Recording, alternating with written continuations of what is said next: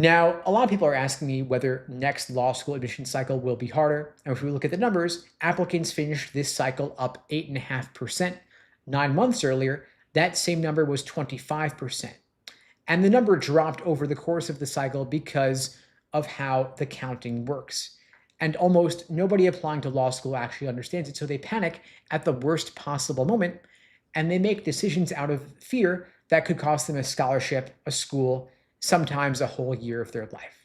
And so for the T14, for the T30, people are wondering, is this thing finally going to break or will it just keep getting worse forever? Now, I've been teaching the LSAT since 2005. I've watched a lot of these cycles come and go. I'm going to give you my actual read with the actual numbers because there's a number coming out in September that's going to scare the life out of every applicant watching this. I'll tell you what it's going to say and why it's not telling you the truth. And there's also a change happening on the August LSAT in a couple weeks that's going to make your LSAT score worth more than it's been in years. Most people applying have no idea it's coming. But first, let's start with why everyone's scared.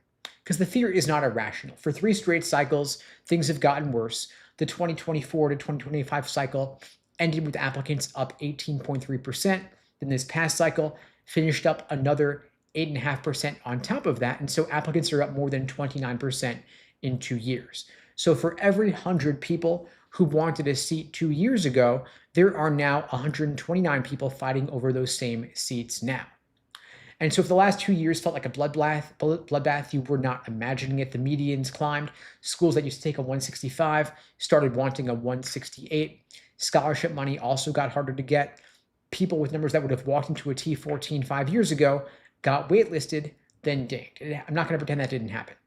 But the scary number, that one that made people lose their minds, that came out early in the cycle, and law school applicants front load. More and more people apply earlier and earlier.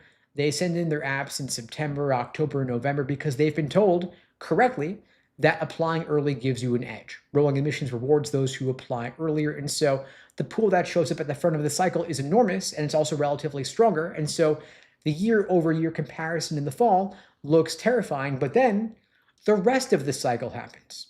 People apply in the winter, in the spring, people who needed to retake, they're a weaker pool, and they file at a slower pace than the early stampede. And so the gap closes. So month by month, the increase drops over time. 25% up becomes 20%, then 15, then 12.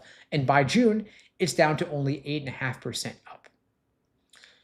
So the earliest, most eager slice of the pool got counted before everyone else had applied. There's a logical fallacy in here somewhere. And so in late September, we're going to get the first real volume summary for the 2027 cycle, the first hard data. And based on the front-loading trend, which gets stronger every year, that number is probably going to come in around 20% up, maybe higher. And so you'll see that your stomach's going to drop. Screenshots everywhere, people saying it's over, we're cooked, this cycle is Armageddon. And so people then rush their applications they should have spent more time on, and then take acceptances they shouldn't have accepted because it felt like the last shot. That early 20% is just the front-loaded portion of the cycle. It's not reflective of the entire applicant pool. So I think this coming cycle is going to end up roughly flat, somewhere between up maybe 1.5% max when it finally closes. That's my read, not a fact carved in stone. A prediction, but not destiny. If that happens, it's a bigger deal than it sounds, though, because for the past few years, the cycles have done nothing but climb, always up year after year after year. And so if the cycle lands basically flat, that itself is news. Now, is there a case that I'm wrong? Yeah, there is. I mean, I've gone back and forth on this for the past couple of months, so I want to give you the strongest version of my predictions here. Let's start with the money. First-year pay at top firms just went up to $235,000 as a base salary. With the bonuses, a brand new first year could clear north of $255,000. Every time that number goes up, law school looks more and more like a lottery ticket to a 22-year-old who's great with words and hates math. That's going to pull people in. The same thing happened to med school. Then there's also the economy. White-collar hiring is pretty soft right now, in part due to AI. And so when the job market's ugly, grad school applications go up because grad schools where smart people go to wait out a bad economy. MBAs are not worth what they used to be. They've lost a lot of their shine. And there have been real headlines about grads from top business schools struggling to land jobs. And some of them choose law instead. They pivot. There's also all the layoff panic in tech and finance due to AI. Then you've got a political climate pushing people towards law as a way to actually do something. So there's a lot of fuel directing people towards law. Now, these forces are real. They're not going anywhere anytime soon. And so they put a floor under law school volume. That's why I think law school apps are not going to decline, flat at the worst. I'm not predicting a crash here. Anyone telling you applications are going to fall off a cliff is probably selling you something. But we've seen this happen a couple times already. I mean, look at the law school applicant surge after the 2008 financial crisis, bad economy. Everybody ran to law school as the safe move, and applications shot up to an all-time high right around 2010. And then it peaked. And then over the next 5 years, applications fell about 37%.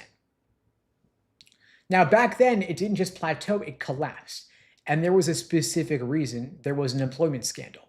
Schools got exposed for hiding how bad the job numbers really were. The media caught on to it, and the bottom fell out. This time, the top of the market money is real, and it's rising, so I don't think you're going to get the same crash.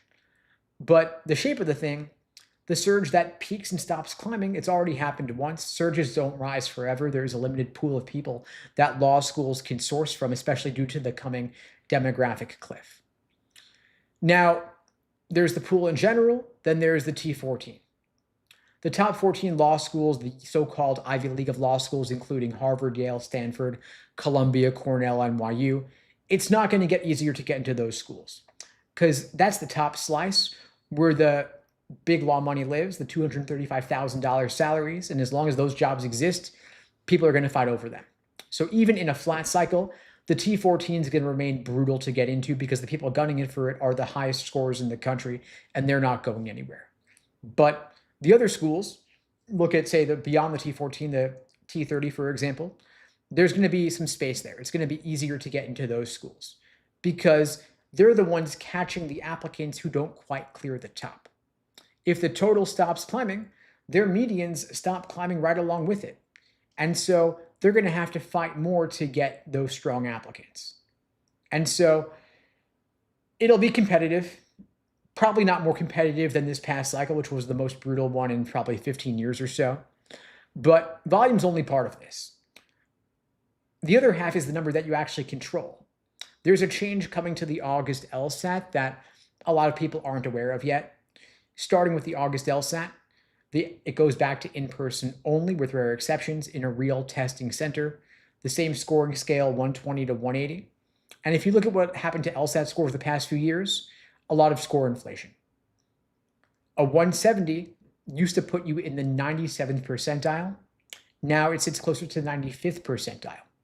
A 175 used to be, a 99th percentile used to be a 173, now it's a 175. And so, short version, score inflation, more people in the pool with top LSAT scores. And some of that is better prep, genuinely.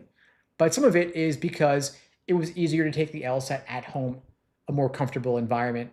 There's also the cheating scandal as well. People cheating on the remote LSAT. And so back to in-person, where it's locked down, the conditions are standardized, they're controlled. It's going to be harder for scores to inflate the same way. I do think score inflation will continue, but I do think the return to in-person will mitigate a lot of that. It will reduce a lot of that. And so if high scores get a bit rarer, then a real 170 goes back to meaning what a 170 used to mean. It separates you from the pack more. And so for a couple of years there, it felt like everybody had a 172 and it stopped feeling like an edge. And that's going to reverse. And a top score not only affects whether you get in or not, it also affects what you pay once you're in. Your LSAT score determines your scholarship money. That could be tens of thousands of dollars, sometimes even hundreds of thousands of dollars in law school tuition, whether you pay sticker, whether you get half off your tuition, whether you get a full ride. And of course, your GPA also plays a role, but by the time you're applying or even looking at law school applications, your GPA is already probably pretty fixed. But your LSAT score, that's the one number you still have plenty of room to improve significantly. And you can also retake the LSAT. Law schools do not average multiple LSAT scores. They only take the highest LSAT score on your record, meaning there is no downside to retaking the LSAT. If you do worse, no big deal. The previous high score still counts. If you retake, now you've got a higher score on your record. It can only help you out. And even a few points more can lead to getting into better law schools, getting more scholarship money, or both. And if you want my help getting that LSAT score up, wherever point you're at in your prep, I'm happy to help you out. I'm offering free LSAT tutoring for everybody watching this now or later. You can book that free LSAT tutoring lesson with me at unpluggedprep.com/start. The link is below the video on YouTube, pinned in the chat on YouTube, in my bio on TikTok and IG.